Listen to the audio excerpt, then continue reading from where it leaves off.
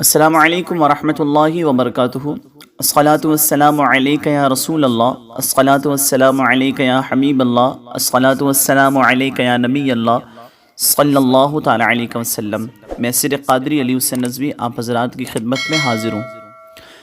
آج ہم بات کریں گے درود شریف کے حوالے سے۔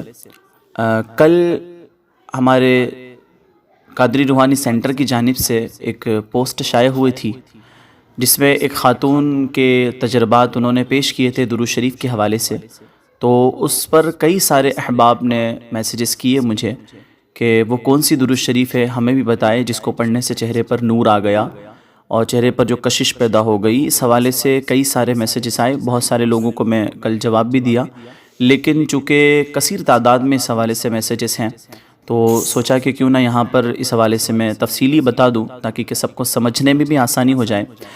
اچھا، سب سے بڑی بات یہ ہے کہ درود شریف پڑھنے کی ویسے بھی بے شمار برکتیں ہیں، اور بندہ جب درود شریف پڑھنے کی عادت بنا لیتا ہے تو اس کی زندگی میں بہت ساری نئی چیزیں شامل ہوتی ہے اور خود بخود جو ہے وہ محسوس کرتا ہے۔ اور دوسری بات یہ ہے کہ اس عمل کو وہ احباب کریں کہ جو نماز کے بھی پابند ہیں یا نماز کی پابندی شروع کریں۔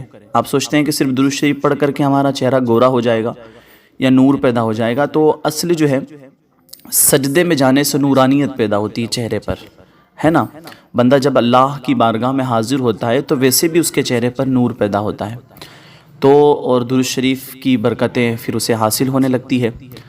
تو آئے ہم اب درود شریف کے بارے میں آپ کو بتاتا ہوں کہ جن کو میں نے وہ درود شریف بتائی تھی وہ کون سی درود شریف ہے جس کی وجہ سے انہیں یہ فائدہ حاصل ہوا۔ یوں تو آپ کوئی سی بھی درود شریف اگر پڑھنے کی عادت بناتے ہیں تو اس نیت سے، تو انشاءاللہ تعالیٰ اس کی برکتیں آپ اسی حوالے سے دیکھیں گے، کیونکہ درود شریف ایک ایسا وظیفہ ہے کہ اسے جس نیت سے پڑھا جائے وہی برکتیں حاصل ہوتی ہے۔ ہر درد کی دوا ہے صلی علی محمد، تعویذ ہر بلا ہے صلی علی محمد، کہ بندہ جس بھی نیت سے درود شریف پڑھتا ہے اسے اس کی برکتیں حاصل ہو ہی جاتی ہے نا۔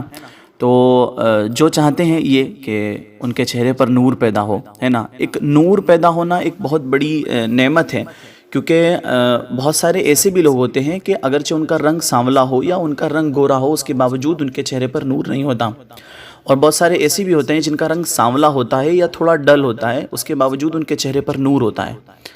تو یہ بہت بڑی نعمت ہے۔ تو جب آپ چاہتے ہیں کہ ہمارے چہرے پر نور پیدا ہو اور ایک کشش پیدا ہو چہرے پر، تو وہ درود شریف کون سی ہے؟ آئیے وہ اس درود شریف کو ہم جانتے ہیں۔